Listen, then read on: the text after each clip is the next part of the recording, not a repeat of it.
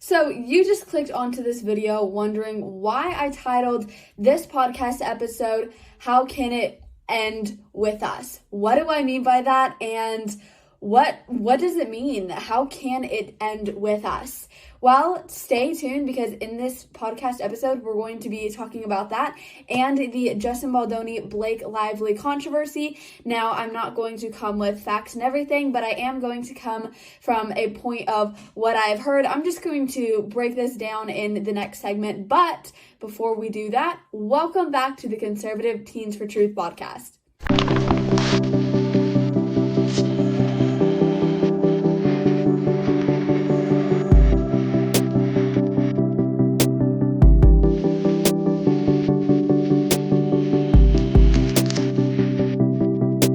My name is soliamechling and I am your host, and I'm so excited to talk to you guys one-on-one today. We've had so many amazing, great interviews, but sometimes it's just super nice to sit back, chill, and talk to you guys.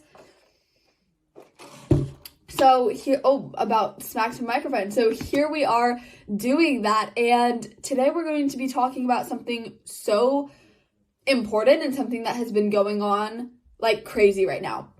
And that looks a little ugly. And I'm being so honest and transparent when I talk about this and when I come from a perspective and when people can just tell me, you're hopping on the bandwagon of just talking about this Blake Lively, Justin Baldoni controversy. Well, yes and no. I mean, obviously I have to hand it to amazing people like Brett Cooper and truly Candace Owens for completely breaking this down, giving us a time stamps and everything and just showing us the receipts and giving us the proof.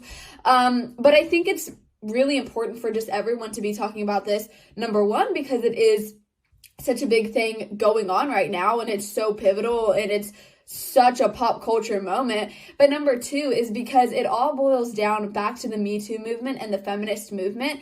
And I, as a conservative teen, as a young woman, love talking about the feminist movement and all that it takes and the toil that it has brought to America, to men and women, to all of this. So how can it end with us? And what do I mean by that? What I mean by that is, how can feminism end with us, with Gen Z? If I'm talking to you and you're between the ages of I don't even know what the ages are, but even if you're Gen Alpha and you're between the ages of 10 and 25, I'll just say, it can end with us. And why do we want feminism to end? What is wrong about feminism? What is bad about feminism? Sure, Blake Lively might be doing this for her own reasons, but that doesn't mean that feminism is bad. So let's break down feminism and why I believe that we need to get rid of feminism, feminist thinking points, feminist tendencies, and all of that stuff. So, what does it mean to be a feminism? Well, nowadays feminism is very different than what it meant even just 20 years ago. However, feminism at the root of it was a lie. So I'm not one of those conservatives that believes in first wave, second wave feminism. I believe that from the moment women started wanting to rebel against men, that was when everything started going downhill. And if we see back in Adam and Eve's time, right, there's always something in a woman, some, sin entered the world, obviously, but almost like a rebelling, right? Eve rebelled against the word of God and rebelled against Adam and what he said. And she made that choice and she rebelled against them. And it was kind of like this, I don't even know how to describe it, but just a sense of her rebelling against him. And unfortunately, that brought sin into the world. So we've seen since the dawn of time kind of a rebellion from women towards men. And that is truly sinful, right? If you want to be in the role of a man, that is sinful. As women, we have such an amazing gift from God. We are the helper. That doesn't mean we are less than. We just have a different gift. And what an incredible gift to be able to be a helper.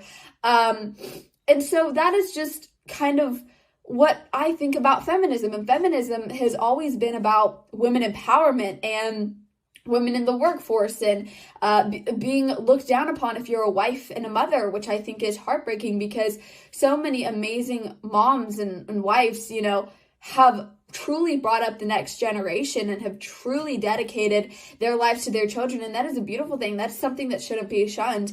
And when people automatically think that when a woman is done raising her kids, now she should get in the workforce because she didn't work for 18 years and so now she should, I think that's absolutely outrageous. Being a wife and a mother is one of the hardest jobs you can have. You're 24 hours on. You don't go to a 9 to 5. You're always helping that child. And just because maybe they're raised and they're out of the house doesn't mean you're still not helping them and you're still not being a mother. And you've had a job for 18 plus years. You've had a 24-hour commitment to raising that child if you're a Christian in the ways of the Lord, or if you're just a normal parent, to raise them morally, to make them financially successful, make them successful.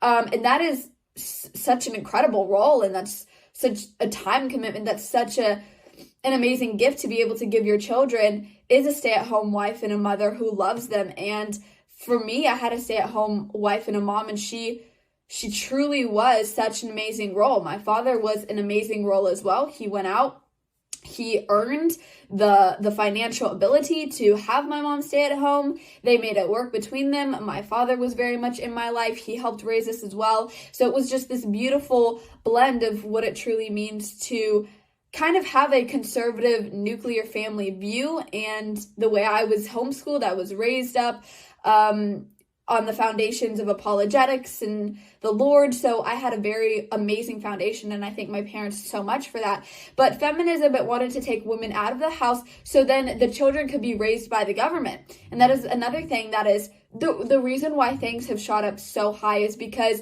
the American society got used to having two incomes.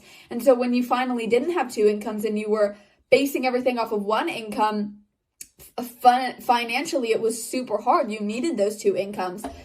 Oh, I'm sorry. And if you are a parent that is working as well and you're just financially strained, no, hey, I totally understand that. But if we didn't have feminism, and if we didn't want women girl bossing from 9 to 5 CEOs, then would our life look any different? I think that is something we have to consider. And I understand that at the beginning, feminism was to have that choice to be a CEO or a stay-at-home mom. But nowadays, it's just completely looked down upon you if you are a CEO or if you are a wife and a mom. And I don't think there's anything wrong with women working. I aspire to be a working woman, but I also aspire to be a wife and a mother someday and a homemaker, and raise my children in the ways of the Lord.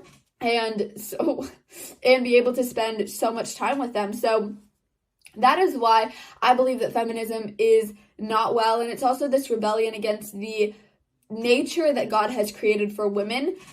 We are supposed to be the peacemakers. We are supposed to be the women that lift men up. And you hear this thing a lot, yes, sure, women might not be the head of the house, but they're the neck, and they can turn the head whichever way they want. Yet that is such a manipulative and deceptive way of looking at a woman and being a woman, right? I don't want to turn the head of my husband just because I want something, or I want a different outcome. You should have a healthy conversation with your husband. You should talk to him. And of course, people might come to me and be like, you're 16, almost 17 years old. What do you know about any of this? Well, maybe I don't have the personal experience with it, but I get to look out upon life. I get to look at other women that have made certain choices, and I get to look at where their life is. And sadly, women that have bought into the feminist lie, their lives have a very different outlook.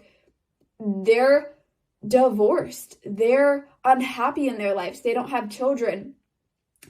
And just because you're not married or you don't have children doesn't mean that you're not going to be happy, but they have a hatred of men which roots them in unhappiness. And so I think feminism was just a lie from the beginning of time. And if we as women accepted our role, our God-given role, I think we would all be a lot happier. So how does this play into the Justin Baldoni, Blake Lively explosive controversy that has been going on now? And we have seen such great coverage from Candace Owens. How does not being a feminist play into all of this? What is everything that's going on? I'm going to try to break it down in my words and all of that. So I guess let's try. Justin Baldoni. And again, I'm not going to come at you with all the receipts and all the credits. This is just allegedly what I've heard. Allegedly. So Justin Baldoni made this movie, It Ends With Us, with Blake Lively. They made the movie. And so then kind of Blake Lively starts taking over the movie, starts accusing Justin Baldoni of sexual harassment and so many other things. Cast and crew starts turning on Justin Baldoni. Blake's husband Ryan starts getting involved. Allegedly, Taylor Swift starts getting involved. We don't know the extent of the involvement. So everyone's thinking that Justin Baldoni is this terrible dude when Blake Lively's lawsuit comes out. And I do also have to say that there are so many interviews that have been going on that we've seen with Blake Lively where she has given just a lack of respect to people that have experienced sexual harassment and sexual abuse, because the movie It Ends With Us was about sexual harassment and sexual abuse. And so she, in interviews and things like that, she was just kind of like, grab your friends, grab your florals and come see It Ends With Us, when really it was such a deep and sad tragedy of a story of sexual harassment and abuse. And so it was just kind of interesting to see the lack of respect she was giving the movie and people that have experienced that. She also kind of announced her hair care coming out around the same time, tried to make it a family friendly, girly kind of movie when it really wasn't that in reality. So it was just kind of an interesting time for pop culture, for the movies, for girls, because I mean, most people didn't know what to think. Or when the second that Blake Lively's lawsuit dropped against Justin Baldoni, the world thought Justin Baldoni was such a creep, that he was a terrible person, that he himself was an abuser, and what an ironic kind of sense that he was the one that headed this movie, but he was the one actually behind the scenes abusing Blake Lively, and his character in the movie abuses Blake Lively's character in the movie. So it was just a whole fiasco until people actually started reading the lawsuit. They started looking into this, and they started to dig, as journalists and TikTokers and moms at home do, which thank goodness they did, because now we know the truth, which is really Blake Lively wanted this to be her own movie. She wanted to come on. She wanted to take it over, allegedly. And Justin Baldoni, being the nice person that he was, it just kind of kept this under wraps, right? Until the lawsuit came out and Justin Baldoni had to hire his own legal team to be able to fight this in court, and to clear his name. And the media has kind of turned from Blake Lively and her husband Ryan Reynolds, and we kind of see them for who they truly are now, which, I mean, everything that they've done to try to end this man's career is just astronomically crazy. Sorry to interrupt today's podcast episode, but I just have to tell you guys about Wildflower Coffee Company. Wildflower Coffee Company is a specialty coffee company owned by a Christian husband and wife duo. They care about quality, so all of their coffee is organic, roasted to order, direct trade, and mold and mycotoxin free. They've just released a new mushroom latte mix, Mind Glow. Mind Glow combines the energy boost of coffee with the adaptogenic benefits of 6 different mushrooms, ashwagandha, and the soothing benefits of cacao. It contains no artificial flavors, binders, fillers, or gums. It's gut healthy, boosts mental clarity and energy levels to help reduce brain fog. It's the perfect companion to a productive day. Just add a little steamed milk and honey and you're good to go. Shop Mind Glow from Wildflower Coffee Company at wildflowercoffeecompany.com. Use code CONSERVATIVETEENS for 10% off your order, guys. 10% off your order. Again, that is code CONSERVATIVETEENS, all uppercase. Or subscribe to receive 10% off coffee delivered to your door every single month. You guys, if you want to support a coffee company that is amazing, organic, and supports your values, then you're going to want to buy from here. Thank you so much to Wildflower Coffee Company to be our first official podcast sponsor. So, when I'm talking about It Ends With Us, why do I say that this is because of feminism and Me Too?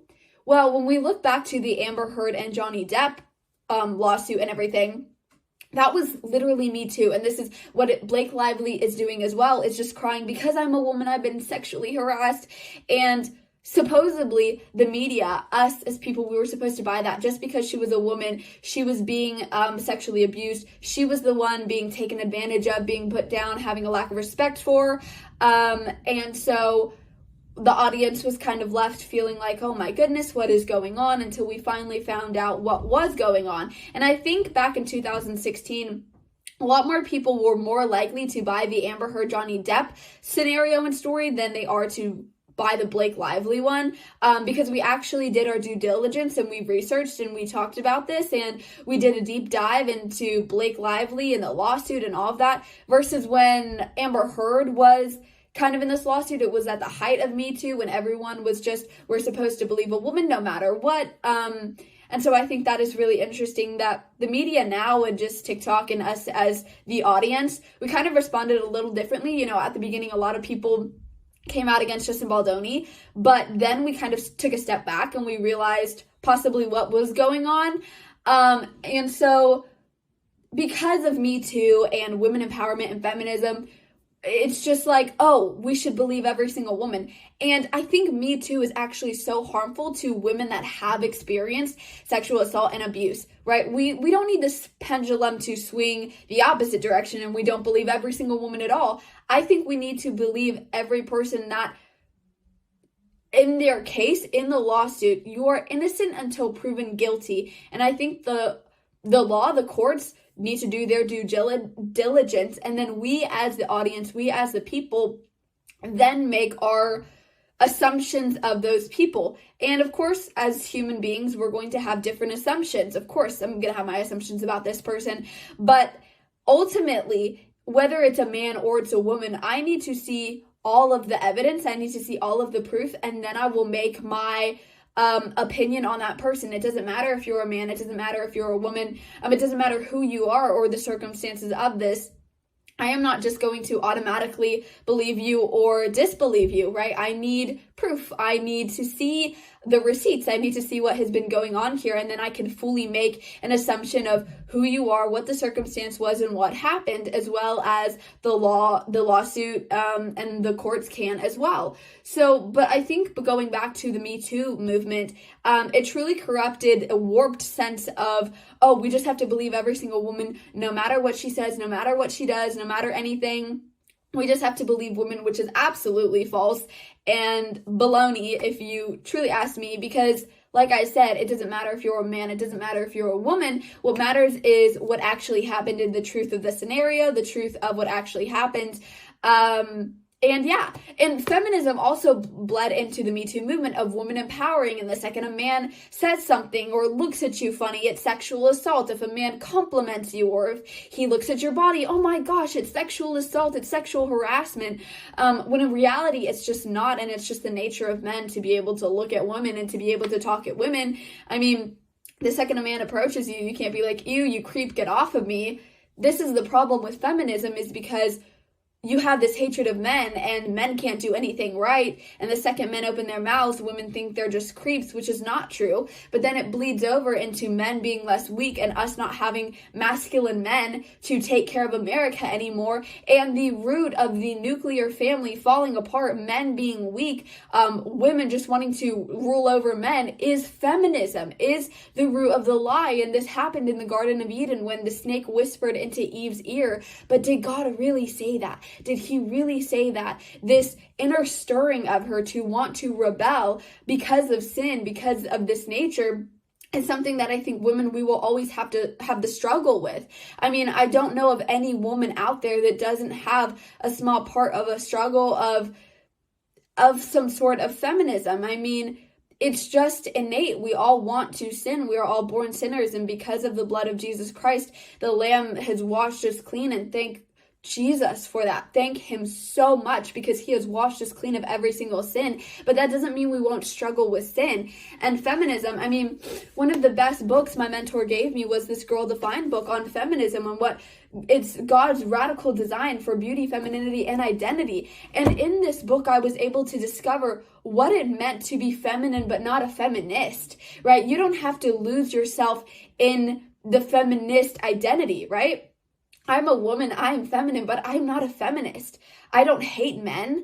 I think that they're such a vital part of society. Thank God for the men who bravely fought for America, who bravely died for America, who fought so hard to give a better life for their women, for their children, for their future generations. I mean, civilizations were built on the backs of men.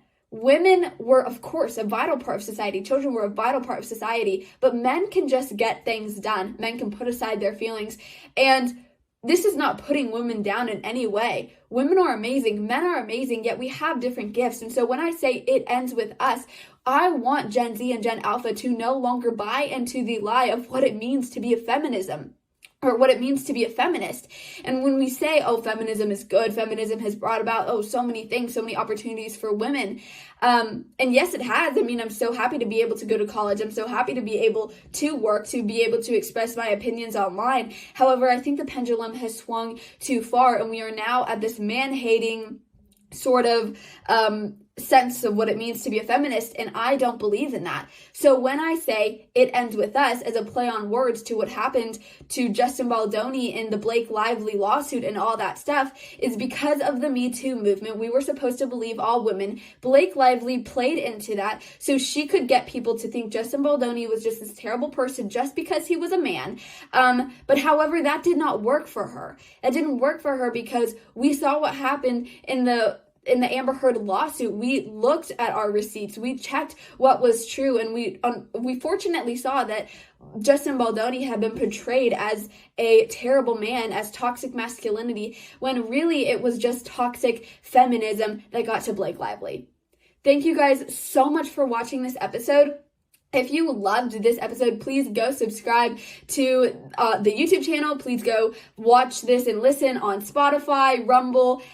We have the Conservative Teens for Truth Instagram. I hope that you guys have loved this episode, as I loved to be able to just sit down with you guys and chill for a second, grab my coffee, and talk about why feminism needs to end with us. Guys, if you loved this episode, check out the link in the description where I show everything. And please check out my Instagram, soliamechling, because I love growing on there. I love talking to you guys, and I love getting to talk about my side of what it means to be feminine but not a feminist, God's radical design for femininity, talking about Girl Defined, which is another great resource, talking about Candace Owens because she did amazing when researching all of this.